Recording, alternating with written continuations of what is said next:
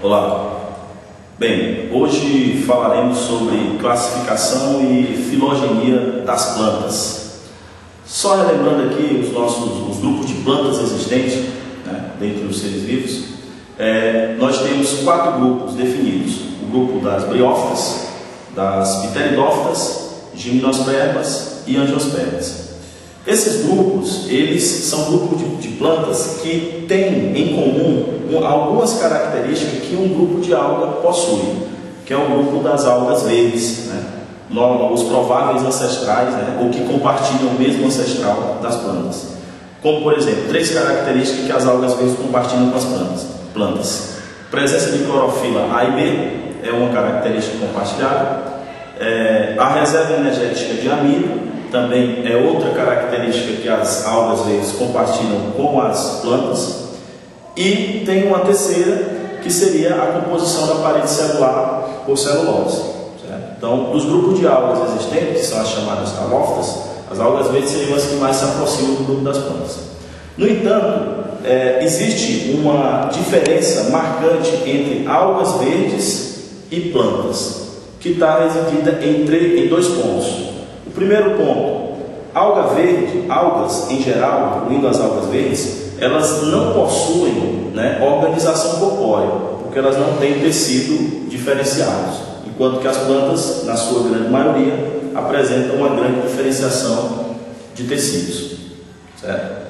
No caso das algas verdes, outra característica que elas não possuem é que o seu embrião está relacionado, ele se desenvolve no interior ele se desenvolve na água. Enquanto que as plantas, elas têm, por terem um gametângio revestido por células estéreis, elas conseguem desenvolver o seu embrião no interior do gametângio feminino.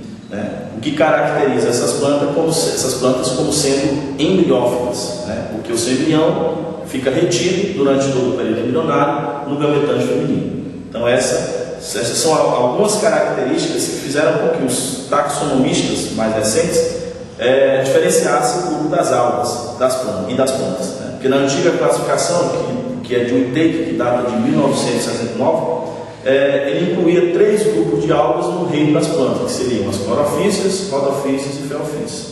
Bem, então, falando de plantas agora, propriamente dito, as plantas possuem 2 grupos coletivos, considerados características coletivas, agrupadas por características coletivas, que seriam o quê?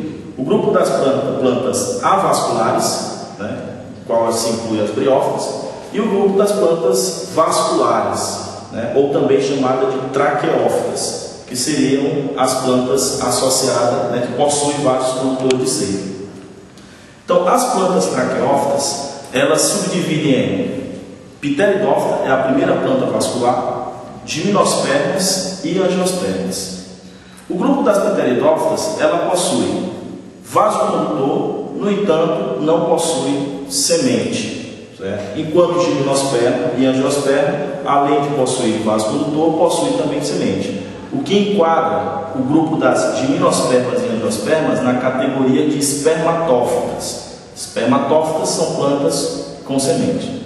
Gimnosperma difere de angiosperma porque esse grupo apresenta, no caso do angiosperma, apresenta fruto, que é uma característica exclusiva desse grupo, o que faz com que o grupo das gimnospermas se separe em um determinado momento na evolução. Bom, caracterizando agora cada grupo por seus aspectos reprodutivos. A evolução reprodutiva desses grupos está associada à fase duradoura ou temporária de suas estruturas, que são denominadas gametófito e esporófito.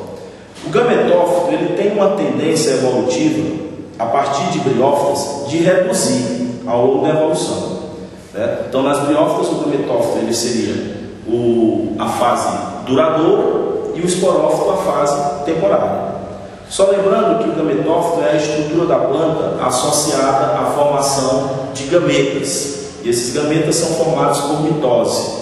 Enquanto que o esporófito seria a estrutura de vida da planta responsável pela formação de esporos, que nesse caso são formados por meiose. certo? A chamada meiose espórica ou meiose intermediária, já que todas as plantas possuem um ciclo de vida do tipo aplodicobiôntico. No grupo das gimnospermas, a partir do grupo das pteridófitas, melhor dizendo, existe uma evolução gradual na estrutura do esporófito. A partir daí, o esporófito passa a ser a fase duradoura, enquanto que o gametófito ele vai se resumindo a pequenas estruturas, né, durante o ciclo de vida dessas plantas, pteridófitas, gimnospermas e angiospermas, certo?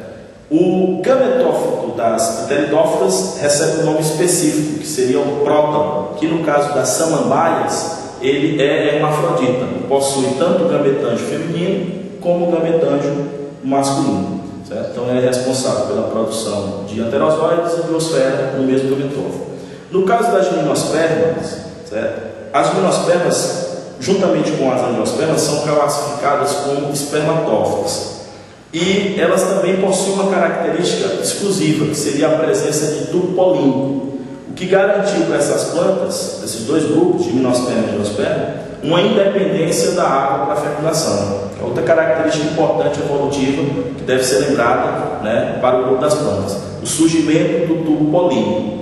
Então essas plantas que passaram a ter tubo polínico, a sua fecundação não depende mais da água, certo? Enquanto que nas briófitas e nas pteridófitas, o anterozoide e a osfera, necessariamente para se encontrar, precisam de água, né? Por isso que essas plantas são restritas ao ambiente aquático, ou pelo menos ambiente úmido. Então, o surgimento do polínico possibilitou isso aí, esse avanço da evolução.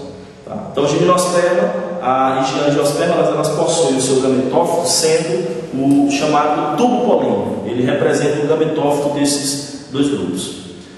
Bom, a característica que as angiospermas adquiriram ao longo da evolução, como já foi até comentado, foi o fruto.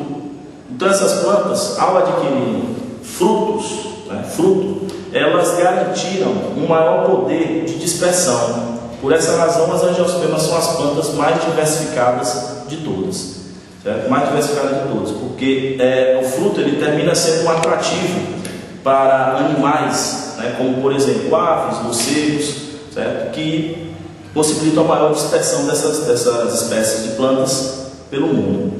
Então, por essa razão, as angiospermas elas teriam um sucesso evolutivo maior do que o grupo dos outros grupos, gimnospermas, pteridófitas e briófitas.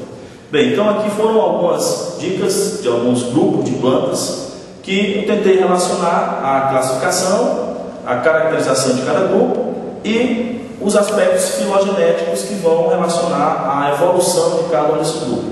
São temas frequentemente cobrados em vestibulares. Um abraço e até a próxima.